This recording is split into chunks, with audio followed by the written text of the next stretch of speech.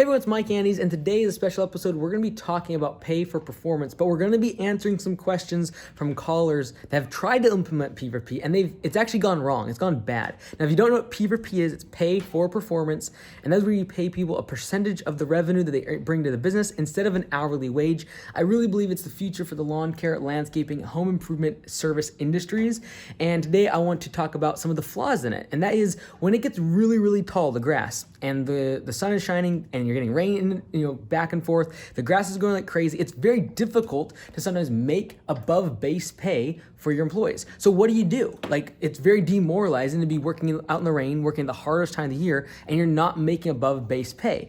And the cultural aspect is like, look, if the employees don't understand P4P, if they don't actually get above base pay and there's absolutely no incentive to working harder, why in the world do they want to work out in the elements all day long at the hardest time of the year? So we're going to play this today. If you have not implemented P4P, don't worry. This is a really good topic, even if you're doing hourly, to be able to make sure that the culture of your team stays intact during the hardest period and time of the year, which is typically for most of us the spring rush. We got a lot of new employees. The weather's the worst. And so let's talk about this today. And if you want more information about P4P, check out p4psoftware.com/training.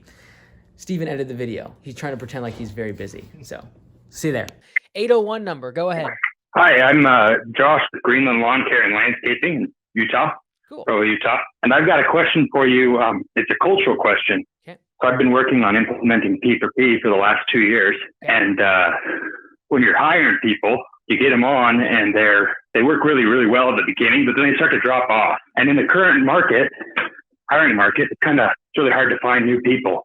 I'm just wondering, what do you do in that situation with P4P? It's not really working with these certain people. Some of your past material you've mentioned, kind of using firing as an example, but it's so hard to find new people to replace them. Do you have any ideas what you do in there? Some way to incentivize them to be a little bit more productive with P4P? Totally. So the main thing is, as I'm sure you know, a quick question. Have you already implemented P4P, or are you kind of running it in the back end? We've got it in the foreground right now with our new guys that we've got this season. So got it. And like on average, what percentage of them hit above base pay on any given pay period? Just average. What percentage? So all of our guys are brand new, and none of them have actually hit above base pay yet. They've all just barely finished training within the last 2 weeks. Got it. Okay, so what you want to do is be really upfront and honest with them, and that is that for the first few pay periods, they're not going to hit above base pay. So we tell people right from the get, like, right. It's very rare that someone in the first 3 paychecks will get a dollar above base pay. But the goal is to be able to get trained up and be as efficient as possible, so that after that you can make you can make more money. And it takes 1 paycheck for them to get really good performance dollars above base pay, that it clicks for them. And so what you want to do, you can kind of artificially make that happen by doing this. 1, if you're booked out really far, you can make sure that you get some jobs that you've put too many budget hours on, and you've kind of stacked the revenue of the job towards the labor side. So you might actually not charge estimate fees or dump fees, but give them more hours so they beat budget hours and they just crush it on P4P. Same thing goes for a great time to institute P4P is during the time when the lawns don't grow very fast and the guys are going to crush it on P4P. It's a great time to institute it because once they taste the P4P, even when it gets harder to mow, they know it's possible. They start to understand it. They start to ask good questions about what P4P is and how to make better P4P. And so the bottom line is you can artificially do this by 1, increasing the hours, kind of like bulking up some jobs so that they're going to get above it. The second thing you can do is raise prices. Because again, if you raise prices to the customer, you're essentially giving a percentage of that to the employees. It's easier for them to get above base pay the higher prices are. And so I've seen it several times where I've told owners to raise their prices, not because they need more money. They were just in hyper growth, but they kept having this cultural issue that guys weren't grabbing on a P4P. Only half of the crew is making above base pay. It's like, look, raise your prices. So immediately they're all going to be making a couple dollars extra per hour, which will put them above base pay. And that is the spark you need to give them much better footing and understanding. Does that make sense? Yeah, it does.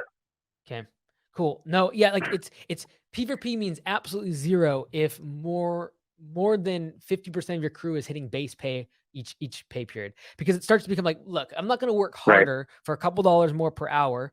And I'm not going to work harder if half the time I hit base pay anyways. So that's when they just check out. You want it to be where like 80, 90, 95% of your crew is getting above base pay. And the only reason they don't is if they're in training those first few weeks, or if they're making massive damage cases and yellow slips that slow them down. Outside of that, we want them above base pay, right? So to give them that artificial kind of taste of that is raise hourly rate to the customer, i.e. raise prices, or B, beef up a few jobs so they can really crush it and kind of get that taste. Yeah, that sounds like a good strategy there. Quick question to follow up with that. Mm-hmm. If your guys just aren't motivated by pay, is that something you and work trying to fight for in that regard? So they're more motivated by time off and things like that rather than just the revenue. Totally. Yeah. So do you even want them on your team? Yeah, no, right. So it's very difficult as owners for us who are very money motivated to sometimes even make sense of some of their reasoning. And it's difficult, but in this labor market where I was talking about this with our franchisees a couple of weeks ago, the average net worth of households in America have increased their net worth by 140% compared to 2019. And now that might mean they went from $3,000 to $7,000 net worth, money in their bank, assets, etc. But they feel rich. So they don't feel the need to work long hours, and they're more inclined to quit if they feel like they're being overworked or they're getting lots of overtime. Like no one wants overtime now. And the reason is because they feel like they have wealth. And so, we can complain about that, and that's easy because we as owners are very money motivated. But also what we've tried to focus on the past, 8 months or so is how do we make it where people do not need to work 40 hours? We schedule as if they're going to work 32 or 35. And so that if they want off, if they need an extra day off, that we're not in a bind. If they don't show up, we want people wanting to show up to work because they need the hours. They want the hours. And so we can either A, try to find the perfect person that wants to work crazy hours, or B, make it where they're only getting 32, 33 hours a week. And so the person that really needs 40, they want to show up to work. They're like, hey, can I do something extra on the weekend? Is there someone else that I can help when I get back from the shop of my route? Can I go help someone else? And that's the kind of culture I want. And so the catch 22 here is, in order for that to happen, you have to go hire more people that allows that to happen. Right. And so that would be what I'd be trying to do if I was you. And I know it's easier said than done, finding enough people to where they don't need to work 45, 50 hours a week. And you're actually, you're not asking them to come into work because they're actually like, hey, is there more I can do? I need more hours. I want people asking for more hours. And I have yet to ever give someone off an extra day or tell them, hey, you don't have to come in tomorrow. You can be off early today. And I'm like, oh man, it's very rare. The only time that ever happens is on P4P when someone is crushing it in a week and they want to make more money. But it's not common for them to want to work more right now. Right. All right. Well, thank you so much. That was very helpful, Mike. Cool. Take care, brother. All right. Next question is going to come from Lancaster, Pennsylvania. I've been waiting for 16 minutes. I apologize. Go ahead. The number. Hi, Mike. Go ahead. Yep. Hi. This is Ryan. I'm from York, Pennsylvania. Hey, we're starting P4P. We started back in March. But yeah, March 1st is when we started our season, and then ever since we started mowing, I'm really struggling to have the guys hit P4P. Mm-hmm. I think I know what you're going to tell me. What the problem is my pricing, but I'm just having a very hard time having my guys be able to get P4P within like a 9-hour day. Okay. They end up making their. Yeah, I'm going to ask you a couple questions here, and they're going to seem left field, but they're for a reason. So first off, how many years have you been in business? This is my 5th season. Okay. How many employees do you have? I have 6 employees. Cool. And then your hourly rate, do you feel like it is like above average or kind of average in your market? I feel like it's a little slightly above average. Okay, cool. So shoot for 60 an hour. Yeah, so I wouldn't go there first because that could be the case. Like you could raise prices. You could always say that, right? Like we talked about earlier. However, I would consider the fact that you might want to raise the percentage that you're giving the employees during this season of time, right? During May, June, when the grass is just taking off, you might want to give them a higher percentage on P4P in comparison to other months of the year where they get the lawns done twice as fast. Okay. All right. Yeah, we're at 35% now. Would you recommend going higher? I don't like going higher than 35 year round. But we do go to 40 in our local market during the really, really fast growing months of April and May. We do move that up to 40%. So what I would recommend doing is, you've been in business for 5 years, so you know which months that's going to be very hard to hit for them to hit P4P. The bottom line is, everyone's like, well, why would you raise the percentage? The thing is, you're not actually paying anyone more if they're hitting base pay all the time. Like, you only paid them more when they're hitting base pay. And so I'd rather have that number fixed by raising that to 40%. You effectively are going to give them a 14% raise by raising that from 35% to 40%. Okay. And so that will probably be enough to get them above base pay and then make them more efficient, because now they actually see dollar signs. They actually see more efficient, more money. And then now all of a sudden you can catch up. They're not working as many hours and you're not paying as much overtime. If someone hitting base pay and going in overtime, you should be raising your percentage in order to make sure they get above base pay. So I would consider definitely looking at the numbers over the next couple pay periods. Like, okay, if I paid them 40%, or even just go back in time, if you've been running P4P for a while, go back in time, look at the past couple pay periods and say, okay, if I ran 40%, where would this put the guys? I would guess it's going to put them just above base pay, which is enough to whet their appetite and start making them more efficient. Because as soon as they hit base pay consistently, and it's like the spring rush, there's rain, grass is growing really fast, and they can't make above base pay, that's when they'll check out.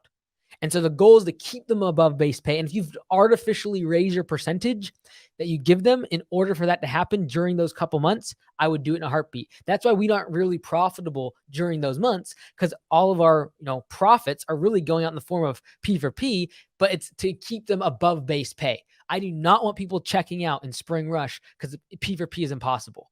Like, it's the worst thing I'll lose all my good guys, and they'll all think P4P is rigged, and they'll all think it's a joke. That's the last thing I want. So I'm willing to give up some profits during those high growth seasons in order to make sure that the rest of the year they buy into P4P, they understand it, they get it, and they don't leave and think it's just another scam bonus structure. Okay. All right. So you're saying just bump them up to 40% temporarily until like June, and not tell them that I'm raising it to 40. That way, in June I can go back down to 33, or is that what you're saying? No, I would tell them, because like the bottom line with P4P, and it kind of sounds like there's other issues here, they don't have any idea how the numbers are working right now. The fact that you kind of insinuate that you could potentially even pull that off is probable that they just have no idea what P4P even is, and they don't care, and they don't need to know right now, because they're just hitting base pay. So what I would recommend doing is having a meeting with them like, hey guys, I want this P4P thing to work, and I want you to be incentivized so that the harder you work, the more money you make. I see right now that we're all at, I'm making up numbers, we're at $14, $15, $16 per hour that we're all earning on P4P, but base pay is at 17. I want you guys to make more than 17. I want you to be able to feel like you can make 18, 19, or 20. In order for that to happen, during these months when it's really hard because the grass is growing fast, mowing we're always behind on, it's raining, I'm going to move up P4P to 40% just for these months, because I want you all to be able to make above base pay. If you come from that perspective, they'll buy in. There's nothing but upside for them. It's not like you're giving them a raise, for crying out loud. The only problem you'll ever have issues with P4P is if you're lowering that percentage. Right. But if you're honest with them, like, hey, I want you all to be able to make above base pay, even when the grass is growing really, really tall and growing really fast, and we're having a hard time with mowing in the spring rush. If you say that, they'll get lots of buy-in, and I would do that and be open and honest with them. So that way, when they see their pay go up, they're like, oh, that's because of P4P. And now they start to ask questions. You want your employees to ask questions about P4P. Everyone gets like, oh man, I'm going to have all these questions and I'm going to have to explain the math. That's the best thing in the world as an owner, to be able to explain P4P. Because when they ask questions, it means they actually care. They're starting to run the math in their head. And the more they can do that, the more efficient they'll be. And right now it sounds like they have no idea what P4P is. They don't really know it. They just probably get the numbers. They don't see it. They don't care because there's no money, no performance dollars on their paycheck. So we've got to get them to that level by increasing the percentage. And then they'll ask questions. They'll start figuring things out. Then when you switch back to 35% after the spring rush, they'll still be making above base pay simply because they've understood the system and now the grass has gone to a more manageable level in terms of mowing. Right. Okay. All right. So like I said, this is P4P is fairly still brand new. And you're right. I don't think my guys truly understand they nod their heads, say, yeah, we get it. But I don't think they really understand how it works. So with it being new, how often and how much time would you devote into like trying to just, bring them up to speed with it? Is it like, would you do a weekly meeting about it every week, or? Are you sending the daily reports right now from P4P software or not? No, we don't use P4P software right now. Okay. So if I wasn't using that, I would try to make it a point of topic basically every single day. And so that's what P4P software does, is like sends them the report and they actually see what they made on hourly versus P4P every single day. And that's going to lead to questions, and there might be mess ups and they actually like, hey, this wasn't right, but that's good. It means they're actually paying attention to what their performance is. That is the goal. And so, that's a big reason why P4P is there. And then what we're working on right now is for them to be able to see actually their pay and trend over time. So if they're not even hitting base pay, they can at least say, oh, like last week I made $15. This week I made $16 an hour. This week I'm making $70. Hopefully I can get above base pay within a couple of weeks because I'm getting more efficient. So the reporting is why the software was built. Like anyone could run P4P in Excel documents, but the reporting is the important part. And if you don't have that, you need to have at least a couple times a week where you're explaining their paychecks. Like I would recommend, because you're probably doing Excel right now, which is totally fine, but you've got to explain these numbers. Because if they don't understand it, it means absolutely nothing. Because what's worse, only thing that's worse than paying hourly is them getting random bonuses on their paycheck and they don't know why. Because they can't align me working harder and faster with I get paid more. The only way to do that is show the numbers. And so I would be showing them almost every single day.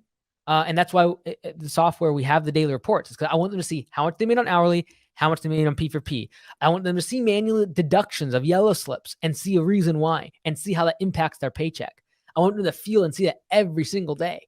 And so if you don't have the reports from the software, I would just literally every single day, once you ran P4P, if they come in the morning, like, hey guys, I can go over your paycheck and you can see exactly how much you made yesterday. I just need to talk to you each morning.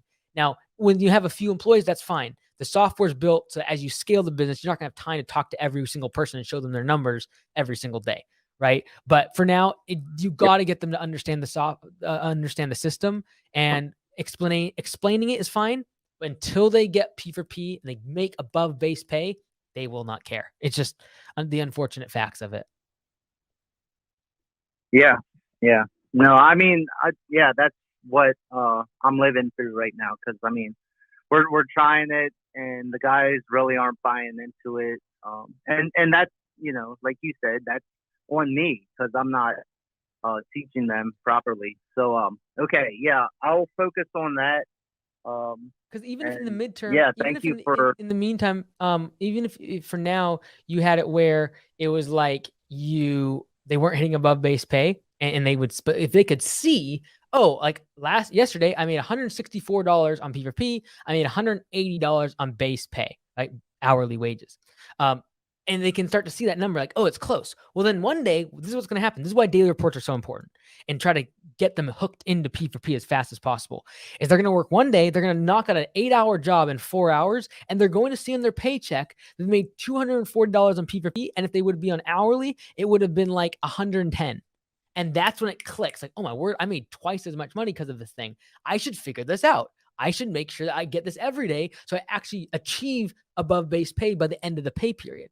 And that's what you got to get. You got to give them a taste. And in my mind, the daily reports are that taste that even after a few days of being trained, they'll probably get one day, not a whole paycheck, but a one day where they're good of above base pay. And that's the first, like, oh my word, I made $30 extra today. That's like extra $4 an hour because I worked harder today. Oh, I should do that tomorrow. If I do this enough, I'll get actually more money on my paycheck. Oh, my word, I made $500 extra in the past couple of weeks on my paycheck. Like, that is what keeps them motivated to P4P. Then they start running their own numbers, etc.